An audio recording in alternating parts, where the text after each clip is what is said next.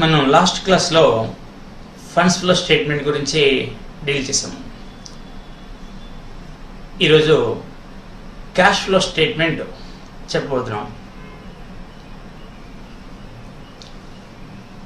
Cash flow statement అయినా funds flow statement అయినా మనకి 2 పీరియడ్స్కి బ్యాలెన్స్ షీట్ ఇవ్వడం జరుగుతుంది.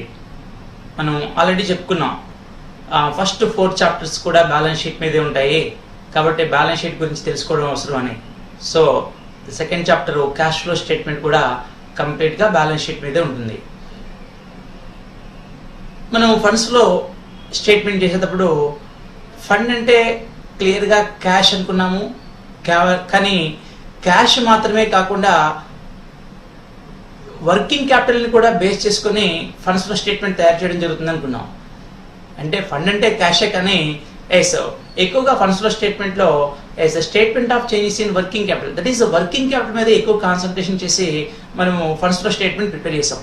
అయితే ఈ క్యాష్ ఫ్లో స్టేట్మెంట్లో ఓన్లీ క్యాష్ బేసిస్ మీద cash and cash equivalents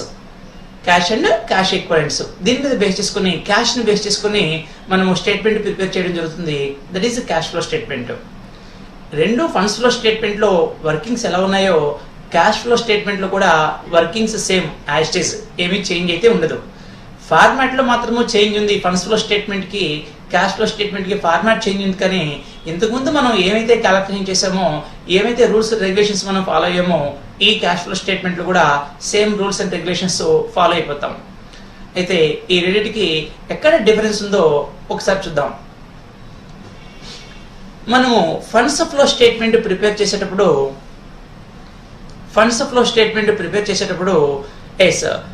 ఏమనుకున్నామంటే funds flow statement prepare చేసేటప్పుడు ఏమనుకున్నామంటే బ్యాలెన్స్ షీట్లో ఒకటి shareholders funds,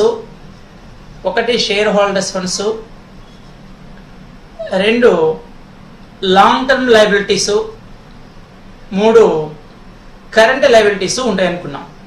1 shareholders funds, 2 long term liabilities, 3 shareholders funds ఉంటాయి అనుకున్నాం.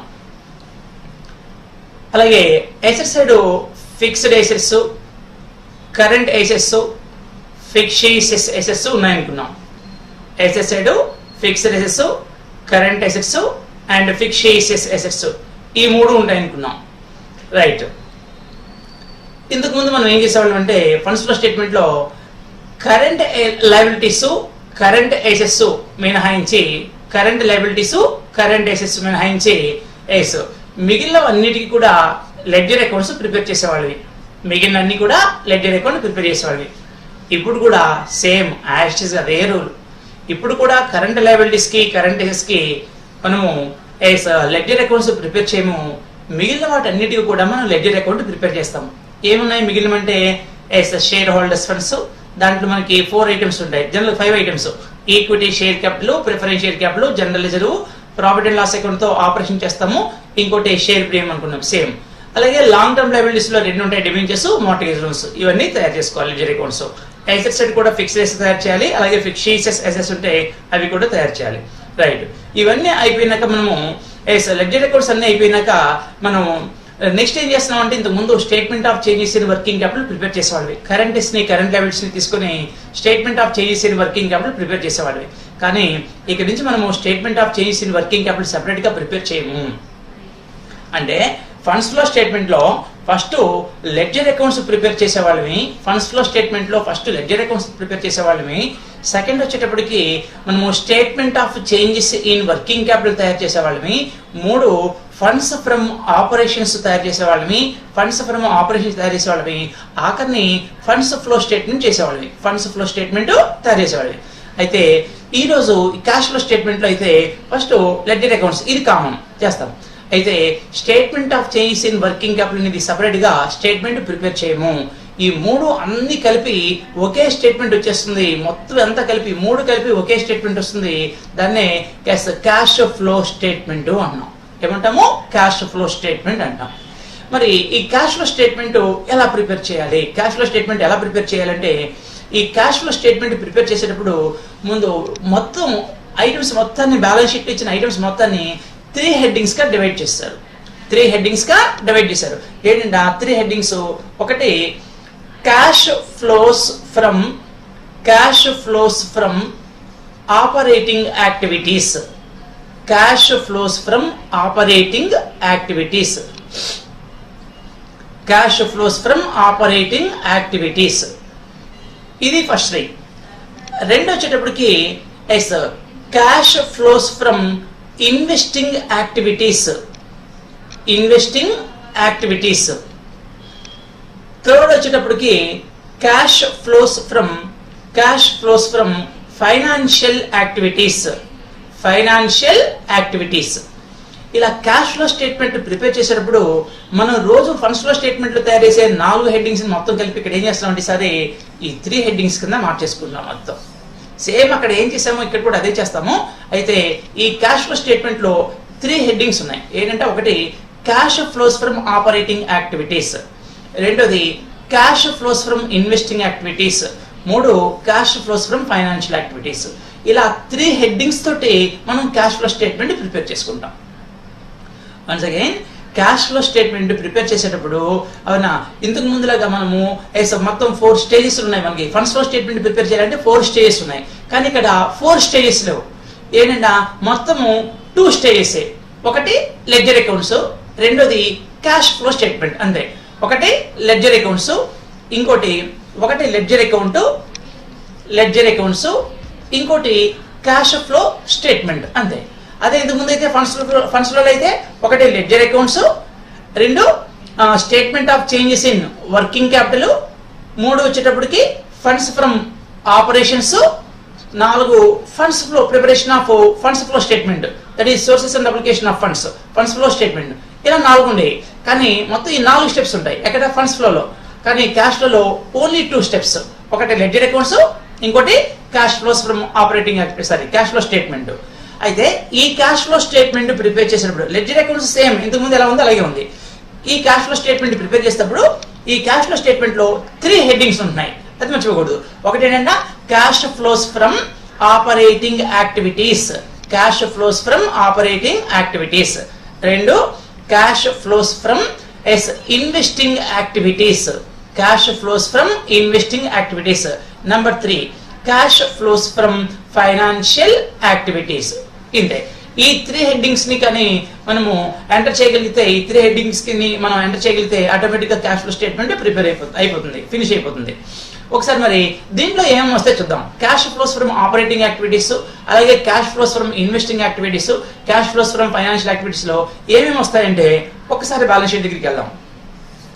బ్యాలెన్స్ షీట్ లో మనం ఏమనుకున్నామంటే ఒకటి shareholders funds, 2 long term liabilities, 3 current liabilities అనుకున్నాం.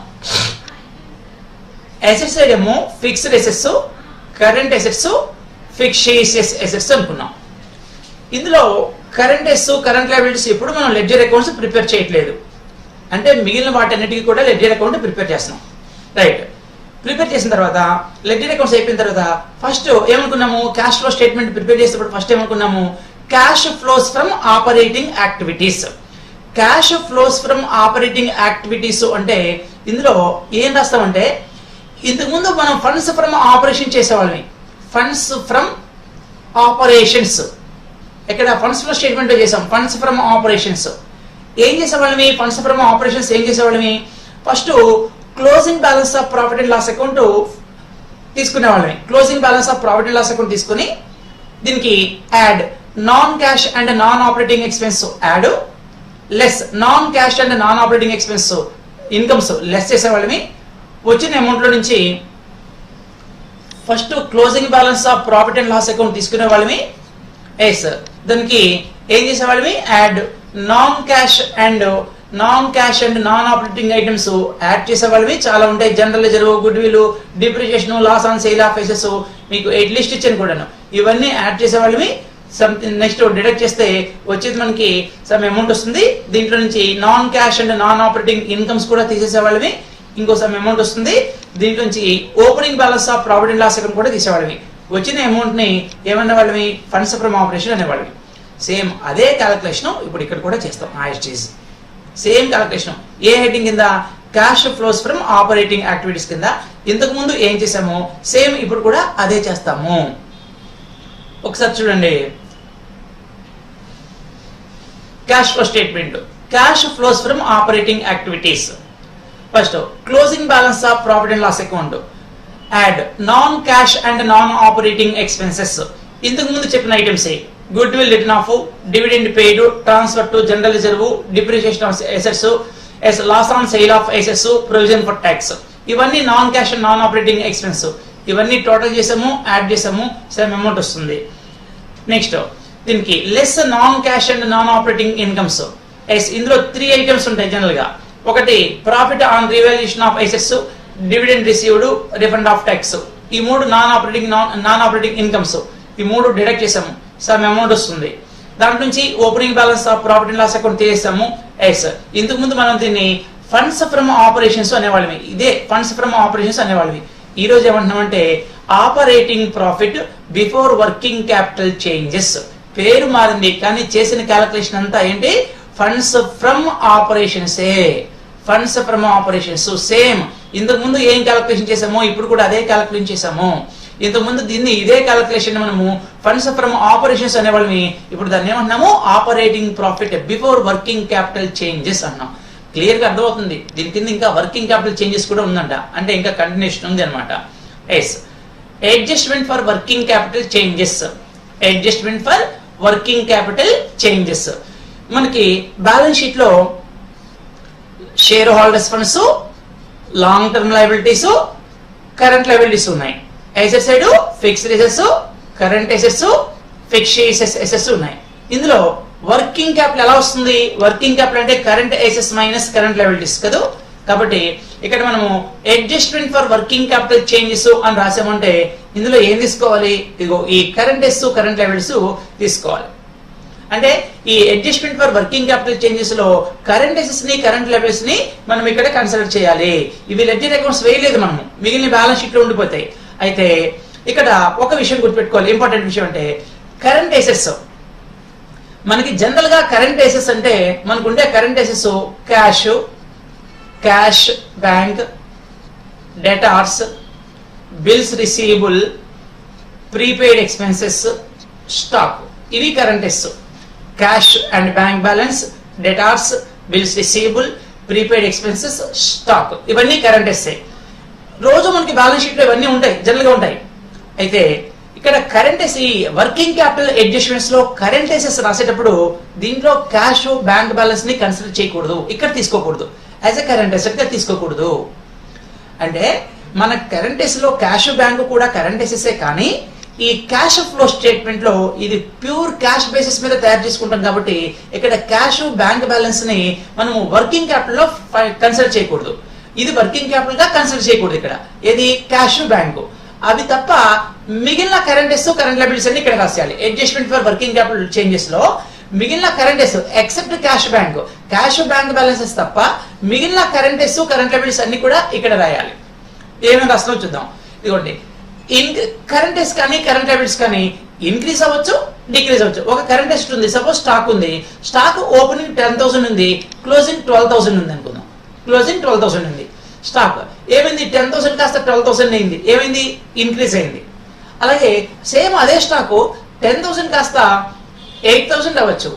అంటే కరెంట్ అసెట్స్ ఇంక్రీజ్ అవ్వచ్చు, కరెంట్ అసెట్స్ డిక్రీజ్ అవ్వచ్చు. ఇంక్రీజ్ అయితే ఏంటి, డిక్రీజ్ అయితే ఏంటి? ఇక్కడ ఇంతకు ముందు చెప్పుకున్నట్టే ఎప్పుడు కరెంట్ అసెట్స్ వల్ల వర్కింగ్ క్యాపిటల్ చేంజ్ అవుతుంది అని చెప్పుకున్నాం మనం ఆల్రెడీ. ఏంటంటే రూల్ ఏంటంటే ముందు ఈ adjustment for working capital changes లో ఇక్కడ మీరు అమౌంట్ చూస్తే చూడండి, ఇక్కడ increase in current assets amount open గా ఉంది. Decrease in current liability amount వచ్చేటప్పటికి నెగిటివ్ ఉంది. అమౌంట్ వచ్చేటప్పటికి నెగిటివ్ ఉంది. అంటే బ్రాకెట్ లో ఉంది. బ్రాకెట్ లో ఉందంటే అది నెగిటివ్. దట్ ఈస్ అప్లికేషన్ అనమాట.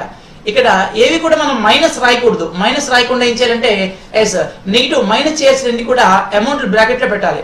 ఇప్పుడు అప్లికేషన్ ఉందనుకోండి, ఒక 10,000 అప్లికేషన్ ఉందనుకోండి. ఇంత ముందు అయితే అప్లికేషన్ మనం ఫస్ట్ స్టేట్మెంట్ అవుట్ కాలం రాసేవాళ్ళం, అప్లికేషన్ రాసేవాళ్ళం. ఇక్కడ ఏం చేయాలంటే అవుట్ కాలం మినట్ కాలం లేదు కాబట్టి 10,000 రూపీస్ విత్ ఇన్ బ్రాకెట్ లో వేయాలి. అంటే ఏదైనా అమౌంట్ బ్రాకెట్ లో వేసాము అంటే అది అప్లికేషన్ అని అర్థం. అది అప్లికేషన్ అని అర్థం. మనం ఏదైనా అమౌంట్ ఓపెన్ గా ఇలా వదిలేసాం అనుకోండి, ఇలా ఓపెన్ గా వదిలేస్తే ఇది సోర్స్. ఇక్కడ సోర్స్ అంటే క్యాష్ ఫామ్ లోకి వస్తుంది అని, అప్లికేషన్ అంటే క్యాష్ బయటికి వెళ్ళిపోతుంది అని అర్థం. అవునా? యాక్చువల్ గా ఇన్ఫ్లో అవుట్ఫ్లో కూడా అనొచ్చు. ఇన్ఫ్లో అవుట్ఫ్లో అంటే క్యాష్ లోపలికి వస్తుంటే ఇన్ఫ్లో, క్యాష్ బయటికి వెళ్ళిపోతుంటే అవుట్ఫ్లో. మనము ఫండ్స్ ఫ్లో స్టేట్మెంట్ ఆల్రెడీ మనము కొంత ప్రాక్టీస్ అయిపోయాం. ఏమని అలవాటు పడిపోయాం మనం. దీనికి క్యాష్ వస్తుంటే సోర్స్ అని, క్యాష్ వెళ్ళిపోతుంటే అప్లికేషన్. సేమ్ రూల్ ఇక్కడ కూడా అప్లై చేసుకోవచ్చు. రైట్. ఇక్కడ ముందు current assess. Current assess increase అయితే అప్లికేషన్. కరెంట్ ఎస్ ఇంక్రీజ్ అయితే అప్లికేషన్. కరెంట్ ఎసెట్ డిక్రీజ్ అయితే సోర్స్. కరెంట్ ఎసెట్ ఇంక్రీజ్ అయితేనేమో కరెంట్ ఎసెట్ ఇంక్రీజ్ అయితే అప్లికేషన్, కరెంట్ ఎసెట్ డిక్రీజ్ అయితే సోర్స్. ఎలా ఒకసారి చూద్దాం. సపోజ్ ఒక కరెంట్ ఎసెట్ ఉంది, డెటార్స్ ఉంది అనుకుందాం. Debtors opening balance 10,000, closing balance వచ్చేటప్పటికి 8,000 ఉంది. అర్థం ఏంటి? ముందు డెటార్స్ అంటే ఎవరు? ఎవరైతే మన దగ్గర నుంచి క్రెడిట్ రిసీవ్ చేసుకున్నారో, who receives credit from us, మన దగ్గర నుంచి ఎవరైతే క్రెడిట్ రిసీవ్ చేసుకున్నారో వాళ్ళని డెటార్ అంటాం. అంటే వాళ్ళు మన దగ్గర నుంచి ఏదో అప్పు తీసుకున్నారు, ఏదో గూడ్స్ ఏదో అరువు తీసుకున్నారు. మరి వాడు ఇంతకు ముందు వాడి దగ్గర నుంచి నాకు ఎంత రావాలి? At the beginning of the year లో నాకు 10,000 రావాలంది. మన బుక్స్ లో ఉంది అనమాట. మన బుక్స్ లో డెటార్స్ అకౌంట్ ఓపెనింగ్ ఎంత ఉందంటే 10,000. అంటే డెటార్స్ దగ్గర నుంచి మనకి 10,000 రూపీస్ మనకి రావాలి ఉంది. అదే డెటారు ఎండ్ ఆఫ్ ది ఇయర్ లో వాడి అకౌంట్ బ్యాలెన్స్ చూస్తే 8,000 ఉందంట. అంటే అర్థం ఏంటి? ఇంతకు ముందు ఇయర్ స్టార్టింగ్ లో నీ దగ్గర నుంచి నాకు 10,000 రావాలంటే ఎండ్ ఆఫ్ ది ఇయర్ లో ఏమంటున్నానంటే నీ దగ్గర నుంచి నాకు రావాల్సిన ఇంకా 8,000 అన్నాను. 10,000 కి ఇంకా 8,000 రావాలంటే అర్థం ఏంటి? డిస్కౌంట్ ఇచ్చామనా? కాదు. డెటార్ అంటే మన దగ్గర నుంచి అప్పు తీసుకున్నాడు కాబట్టి అప్పు తీసుకున్న వాడు ఏం చేయాలి? వాడి దగ్గర అమౌంట్ ఉన్నంత కాలం ఉన్నప్పుడల్లా మనకి సమ్ అమౌంట్ పే చేస్తూ ఉంటాడు. అంటే ఇక్కడ ఓపెనింగ్ 10,000 క్లోజింగ్ 8,000 ఉందంటే అర్థం వాడు 2,000 మనకి డ్యూరింగ్ దియర్ లో పే చేశాడు అనమాట. అంటే వాడి దగ్గర నుంచి మనకి డెటార్స్ దగ్గర నుంచి డ్యూరింగ్ దియర్ మనకి 2,000 వచ్చేసింది. ఓపెనింగ్ 10,000 ఉండాలి, ఈ సంవత్సరం మనకి 2,000 ఇచ్చేసినట్టున్నాడు. అందుకని వాడి అకౌంట్ లో ఇంకా ఎంత బ్యాలెన్స్ ఉంది? 8,000 ఉంది. అంటే డెటార్ తగ్గాడంటే ఇప్పుడు క్యాష్ మనకి వచ్చినట్ట, 2,000 పోయినట్ట? వచ్చినట్టు. డెటార్స్ ఇంత ముందు 10,000 ఉంది, ఇప్పుడు 8,000 అంటే 2,000 మనకి ఇచ్చేసాడు. అంటే 2,000 మనకి ఏమైంది? క్యాష్ వచ్చింది. క్యాష్ వస్తే ఏమవ్వాలి? సోర్స్. అలా కరెంట్ అసెట్స్ కానీ కరెంట్ అసెట్ డిక్రీజ్ అయితే అది సోర్స్ అని అర్థం. అలాగే కరెంట్ అసెట్ కానీ ఇంక్రీజ్ అయితే అప్లికేషన్ అవుతుంది. ఎలా? కరెంట్ అసెట్ ఇంక్రీజ్ అయితే అప్లికేషన్ ఎలా అవుతుందంటే, సపోజ్ స్టాక్ ఉంది, స్టాక్ కరెంట్ అసెటే కదా. మన దగ్గర స్టాక్ 10,000 ఉండాలి స్టార్టింగ్ లో. ఎండ్ ఆఫ్ ది ఇయర్ అప్పటికి 15,000 ఉంది స్టాక్. అర్థం ఏంటి? స్టాక్ 10,000 కాస్త 15,000 అర్థం అయిందంటే అర్థం ఏంటి? స్టాక్ పెరిగిందంటే అర్థం ఏంటి? దాని వాల్యూ పెరిగిందని కాదు అర్థము. పెరిగిన వాల్యూ రాయకూడదు. అవునా? 10,000 స్టార్టింగ్ లో ఉండేది, ఇప్పుడు మనం 15,000 అయిందంటే అర్థం ఏంటంటే ఇంకో 5,000 స్టాక్ ని డ్యూరింగ్ దే మనం పర్చేజ్ చేసాము అని అర్థం. మరి పర్చేజ్ చేసామంటే డ్యూరింగ్ దే మనం 10 కి 15 కి స్టార్టింగ్ లో 10,000 ఉండాలి, ఎండ్ ఆఫ్ ది ఇయర్ లో 15,000 ఉంది. 10,000 కాస్త 15,000 అయిందంటే 5,000 ఇంక్రీజ్ అయింది. ఎలా ఇంక్రీజ్ అవుతుంది? స్టాక్ అడిషనల్ గా పర్చేజ్ చేస్తే అవుతుంది. కాబట్టి ఈ 5,000 స్టాక్ ని మనం పర్చేజ్ చేసాము. మరి పర్చేజ్ చేస్తే క్యాష్ రావాలా పోవాలా? అంటే ఏది పర్చేజ్ చేసినా క్యాష్ పోతుంది. మనము క్యాష్ ఫ్లో స్టేట్మెంట్ చూడాల్సింది గూడ్స్ వచ్చిందా గూడ్స్ పోయిందా కాదు. Cash flow statement based on cash basis. ఇది క్యాష్ బేస్ అంటే క్యాష్ వస్తే ఇన్ఫ్లో, క్యాష్ పోతే అవుట్ఫ్లో. ఇది మనకి. కాబట్టి మనం గూడ్స్ ని పర్చేజ్ చేసినప్పుడు క్లియర్ గా మనకి గూడ్స్ ని పర్చేజ్ చేస్తే గూడ్స్ వస్తుంది కానీ క్యాష్ వెళ్ళిపోతుంది. మనం చూడాల్సింది క్యాషే కాబట్టి క్యాష్ వెళ్ళిపోతుంది అంటే ఎస్ అప్లికేషన్ అవుతుంది. క్యాష్ వెళ్ళిపోతుంది అంటే ఏమవుతుంది? అప్లికేషన్ అవుతుంది. అందుకనే కరెంట్ అసెట్స్ డిక్రీజ్ అయితే సోర్స్ అనాలి, కరెంట్ అసెట్స్ ఇంక్రీజ్ అయితే అప్లికేషన్ అనాలి. అదే లయబిలిటీస్ అయితే మాత్రము ఆపోజిట్. ఒకసారి చూద్దాం. లయబిలిటీ, సపోజ్ ఒక కరెంట్ లయబిలిటీ ఉంది. ఏముంది? క్రెడిటార్ అని ఉంది. క్రెడిటార్ అని మన దగ్గర ఒక 10,000 ఉంది. Creditors at the beginning of the year లో క్రెడిటార్ 10,000 ఉంది. ఎండ్ ఆఫ్ ది ఇయర్ అయ్యేటప్పటికి క్రెడిటార్స్ ఏమైందంటే ఒక 7,000 ఉంది. క్రెడిటార్ అంటే ఎవరు? మనకి అప్పు ఇచ్చిన వాళ్ళు. మనకి అప్పు ఇచ్చిన వాడు ఇంతకు ముందు మనకి 10,000 అప్పు ఇచ్చారంట. అది బిగినింగ్ ఆఫ్ ది ఇయర్ లో మనం ఎవరి దగ్గర నుంచి అయితే అప్పు తెచ్చుకున్నామో వాడి దగ్గర బ్యాలెన్స్, వాడికి ఇవ్వాల్సిన బ్యాలెన్స్ అంతా 10,000 ఉంది. ఎండ్ ఆఫ్ ది ఇయర్ వచ్చేటప్పటికి మనం వాడికి పే చేసింది 7,000 ఉంది. నేను ఇయర్ బిగినింగ్ లో నేను 10,000 పే చేయాలని చెప్పాను, కానీ ఎండ్ ఆఫ్ ది ఇయర్ లో నేను నీకు 7,000 పే చేయాలని చెప్తున్నానంటే అర్థం ఏంటి? డ్యూరింగ్ ది ఇయర్ లో మనం 3,000 వాడికి పే చేసేసాము, ఆల్రెడీ పే చేసాం. ఇది బిగినింగ్ ఆఫ్ ది ఇయర్, ఇది end of the year. Yes, beginning of the year కి ఎండ్ ఆఫ్ ది ఇయర్ కి ఏమైంది, అమౌంట్ తగ్గిందంటే అర్థం ఏంటి, క్రెడిటర్ కి పే చేసినంత సమ్ అమౌంట్ పే చేశాను, 3000 పే చేశాను. పే చేశాను అంటే క్యాష్ వస్తుందా పోతుందా, పోతుంది, అంటే అప్లికేషన్ అయింది. అందుకనే కరెంట్ లయబిలిటీ డిక్రీజ్ అయితే, కరెంట్ లయబిలిటీ డిక్రీజ్ అయితే వాడికి మనం పే చేయవలసింది పే చేసాం కాబట్టి application. Current liability application. Suppose source చూద్దాం. ఒక కరెంట్ లయబిలిటీ ఇంక్రీజ్ అయింది అనుకుందాం. సపోజ్ షార్ట్ టర్మ్ లోన్స్ అని ఉన్నాయి, షార్ట్ టర్మ్ లోన్స్ అని ఉన్నాయి. షార్ట్ టర్మ్ లోన్స్ అంటే కరెంట్ లయబిలిటీ అవుతుంది. ఈ షార్ట్ టర్మ్ లోను ఓపెనింగ్ 10,000 ఉంది, క్లోజింగ్ చూస్తే 12,000 అయింది. ఒక లోన్ ఎలా పెరుగుతుంది అంటే ఇంకా అప్పు తెచ్చుకుంటే, లోన్ ఎలా పెరుగుతుంది, ఇంకా అప్పు తెచ్చుకుంటే పెరుగుతుంది.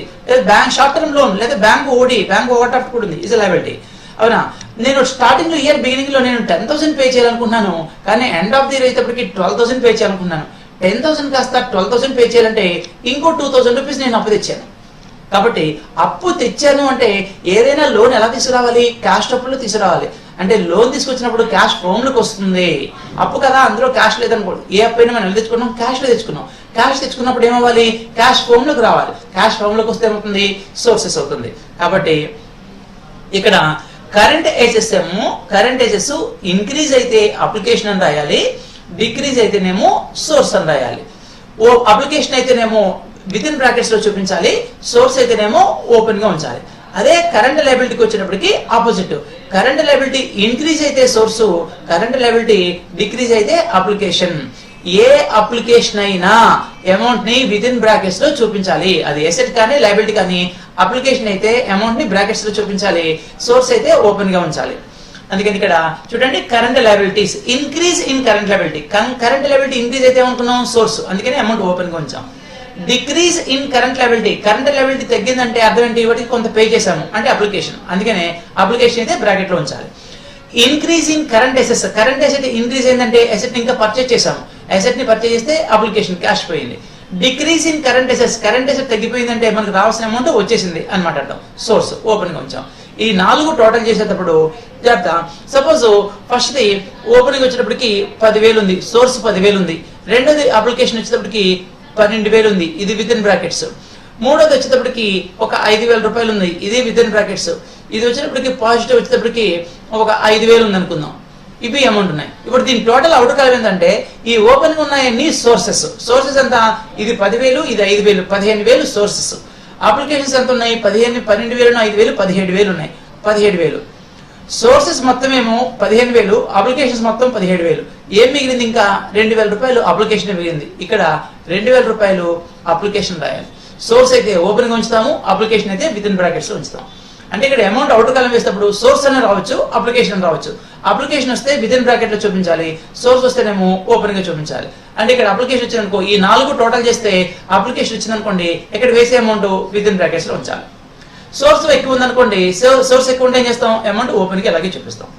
కాబట్టి ఫస్ట్ ఇప్పటి వరకు మనం చేసింది ఏంటంటే, ఇందుకు ముందు మన వర్కింగ్ ఒకటేమో ఫండ్స్ ఫ్రమ్ ఆపరేషన్ చేసేవాళ్ళవి ఫండ్స్ లలో, రెండోది statement of changes in working capital చేసేవాళ్ళవి. ఆ 2 ఇప్పుడు ఎక్కడ చేస్తాం, ఇదిగో ఇక్కడ ఆ 2 మొత్తం. ఇక్కడేమో ఫండ్స్ ఫ్రమ్ ఆపరేషన్ చేసుకున్నాము, ఇక్కడికి వచ్చేటప్పటికి దానికి కంటిన్యూషన్ వర్కింగ్ క్యాపిటల్ చేంజెస్ చేసాం. ఈ వర్కింగ్ క్యాపిటల్ చేంజెస్ చేసేసిన తర్వాత ఇదిగోండి, ఇది మొత్తం ఒక అమౌంట్ వచ్చింది. పైనేమో ఫండ్స్ ఫ్రమ్ ఆపరేషన్స్ అమౌంట్ ఉంది, అవునా, that is operating profit before working capital changes ఉంది. దానికి ఇప్పుడు సమ్ అమౌంట్ మనం అడ్జస్ట్ చేసాము, వచ్చిన దాన్ని క్యాష్ జనరేటెడ్ ఫ్రమ్ ఆపరేషన్స్ అంటాం. దీని కింద చూడండి, ఇంకోటి ట్యాక్స్ పెయిడ్ ఉంది. ట్యాక్స్ పెయిడ్ ఏదైనా పే చేస్తే ఏమనుకున్నాం, అప్లికేషన్ అనుకున్నాం. అప్లికేషన్ కాబట్టి అమౌంట్ బ్రాకెట్ లో చూపించాను. ఇది ఎప్పుడు రాయాలి, ఇన్కమ్ ట్యాక్స్ పెయిడ్ రోజు ఇక్కడ రాయాలి. అంటే ఇంతకు ముందు ఫండ్స్ ఫ్రమ్ ఆపరేషన్ ఏం చేసామో సేమ్ అదే క్యాల్కులేట్ చేసి వచ్చిన అమౌంట్ ని మనము ఏమనుకున్నాము, వచ్చిన అమౌంట్ ని operating profit before working capital changes అన్నాము. ఎప్పుడైతే బిఫోర్ వర్కింగ్ క్యాపిటల్ చేంజెస్ అన్నామో వెంటనే వర్కింగ్ క్యాపిటల్ చేంజెస్ అడ్జస్ట్మెంట్ చేయాలి. ఇదో వర్కింగ్ క్యాపిటల్ అడ్జస్ట్మెంట్ చేసాము. వచ్చిన అమౌంట్ ని క్యాష్ జనరేటెడ్ ఫ్రమ్ ఆపరేషన్స్ అనుకున్నాం, క్యాష్ జనరేటెడ్ ఫ్రమ్ ఆపరేషన్స్ అన్నాం. దాని కింద ఏం చేయాలంటే ఇన్కమ్ ట్యాక్స్ పెయిడ్ తీయాలి. ఇన్కమ్ ట్యాక్స్ పెయిడ్ తీయాలి అంటే మన దగ్గర ప్రొవిజన్ ఫర్ ట్యాక్స్ అకౌంట్ ఉండాలి. Provision for tax ledger account ఉంటుంది కదా, ఈ ప్రొవిజన్ ఫర్ ట్యాక్స్ అకౌంట్ ఉండాలి. ఈ అకౌంట్ ఉంటేనే ఇక్కడ ట్యాక్స్ అమౌంట్ ఉంటుంది, లేకపోతే ఉండదు. అంటే మనం లెడ్జర్ అకౌంట్స్ లో ప్రొవిజన్ ఫర్ ట్యాక్స్ అకౌంట్ ఉంటే ఇక్కడ ట్యాక్స్ పెయిడ్ అమౌంట్ రాస్తాము, లేకపోతే రాయవలసిన అవసరం ఉండదు. ఈ ప్రొవిజన్ ఫర్ ట్యాక్స్ అకౌంట్ లో ఏముంటాయి మనకి 4 ఐటమ్స్ ఉంటాయని చెప్పాను. By balance brought down, to balance carried down, by profit and loss account, to cash అని ఉంటుంది. టు క్యాష్ అప్లికేషన్ ఉంటుంది. ఇది ప్రొవిజన్ ఫర్ ట్యాక్స్ అకౌంట్. ఇలాంటి అకౌంట్ మన దగ్గర ఉంటే దీంట్లో క్యాష్ ఏదైతే ఉందో చూడండి, క్యాష్ అప్లికేషన్ ఉంది, అది రాయాలి, ఈ అమౌంట్ రాయాలి. మరి ఇది ఎక్కడ రాసుంటాం? By profit and loss account ఎక్కడ రాస్తామంటే ఇదిగో చూడండి, by profit and loss account operation రాస్తాం. ప్రొవిజన్ ఫర్ ట్యాక్స్ ఇక్కడ ఉంది, ప్రొవిజన్ ఫర్ ట్యాక్స్ ఇక్కడ రాస్తాం. అంటే by profit and loss account ఉంది, add non cash non operating items add చేయాలి కదా, ఇది యాడ్ చేసాము. టు క్యాష్ ఎక్కడ రాయాలంటే ఇది ఇక్కడ వర్కింగ్ క్యాపిటల్ చేంజెస్ చేసిన తర్వాత ఇక్కడ ట్యాక్స్ పేడ్ రాయాలి. ట్యాక్స్ పెయిడ్ అంటే ఎప్పుడు అప్లికేషన్ ఉంటుంది కాబట్టి విత్ ఇన్ బ్రాకెట్స్ ఇది మొత్తం టోటల్ చేస్తే ఇక్కడ పాజిటివ్ రావచ్చు, నెగిటివ్ రావచ్చు. అదే మనకి cash flows from operating activities. రెండోది వచ్చేటప్పటికి cash flows from investing activities. ఇదేంటో చూద్దాం. Cash flows from investing activities ఈ హెడ్డింగ్ లో ఏం రాయాలంటే మొత్తం 3 హెడ్డింగ్స్ అనుకున్నాం. ఫస్ట్ హెడ్డింగ్ ఏంటి? Cash flows from operating activities. First heading. Second heading వచ్చేటప్పటికి ఏంటంటే ఇదిగోండి, cash flows from investing activities. దీంట్లో ఏం రాయాలంటే మనకి బ్యాలెన్స్ షీట్ లో లయబిలిటీస్ వైపు షేర్ హోల్డర్స్ ఫండ్స్ అకౌంట్ వేసాము, లాంగ్ టర్మ్ లయబిలిటీస్ అకౌంట్ వేసాము. ఇక్కడ ఫిక్స్డ్ అసెట్స్ అకౌంట్ వేసాము, ఫిక్షిషియస్ అసెట్స్ అకౌంట్ వేసాము. ఇందులో ఈ హెడ్డింగ్ కిందకి ఇది cash flows from investing activities రావాలంటే మనము ఈ ఫిక్స్డ్ అసెట్స్ అకౌంట్ లో వేసిన లెడ్జర్ అకౌంట్లు మాత్రమే చూడాలి. మనం ఇది లెడ్జర్ అకౌంట్ వేసాం, ఇది లెడ్జర్ అకౌంట్ వేసాం. ఈ హెడ్డింగ్ కింద ఏం రాయాలంటే ఓన్లీ ఫిక్స్డ్ అసెట్స్ అకౌంట్ కింద వేసిన లెడ్జర్ అకౌంట్ చూడాలి. ఫిక్స్డ్ అసెట్స్ లో మనకి జనరల్ గా ఏముంటాయి? Land, building, plant, machinery, furniture, fixtures, good will. ఇవి 4 అకౌంట్లు.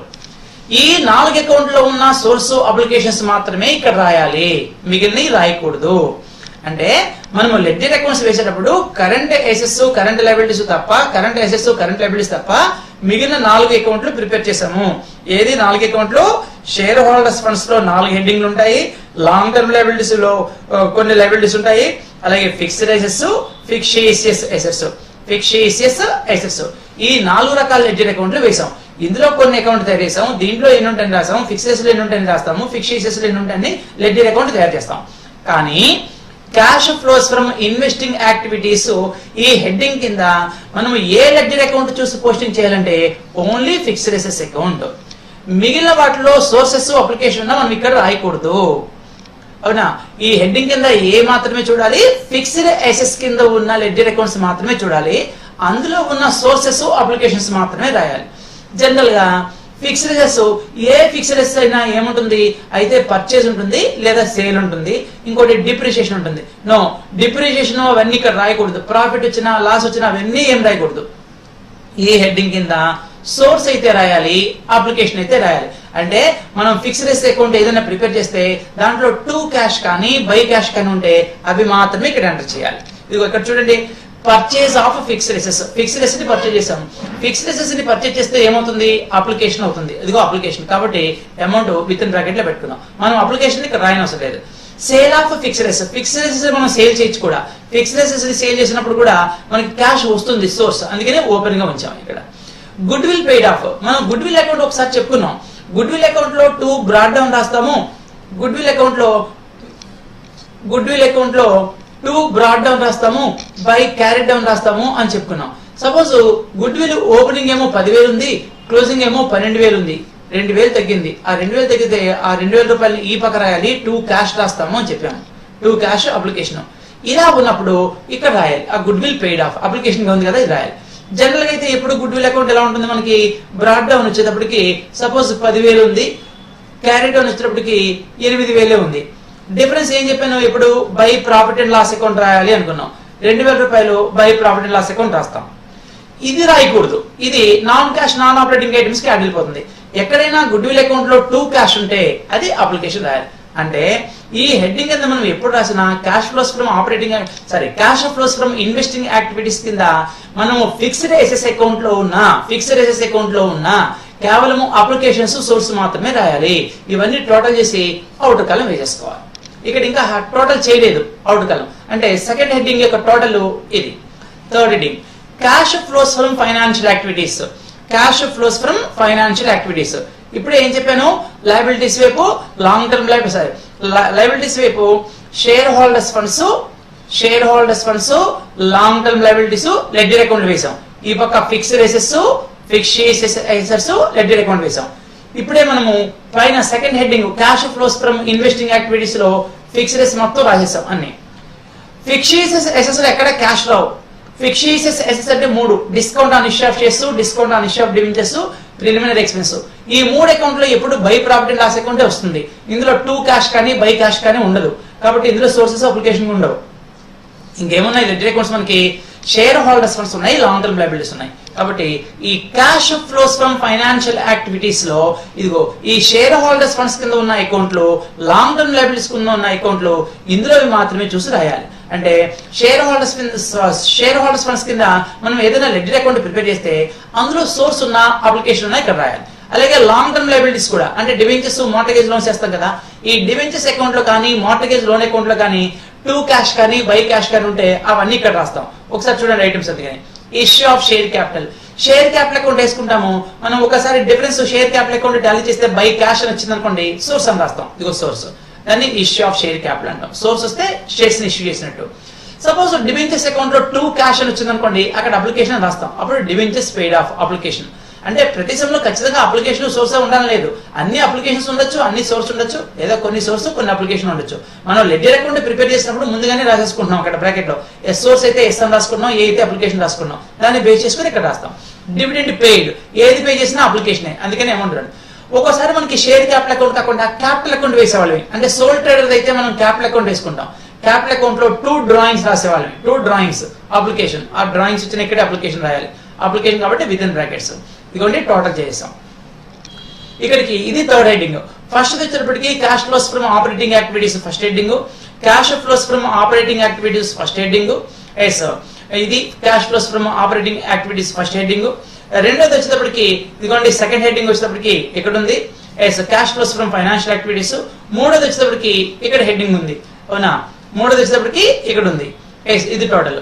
కాబట్టి మొత్తం మనకి 3 టోటల్స్ అయిపోయినాయి. First heading funds from operations తో చేసింది, అక్కడ ఒక హెడ్డింగ్. రెండోది cash flows from investing activities, రెండో హెడ్డింగ్.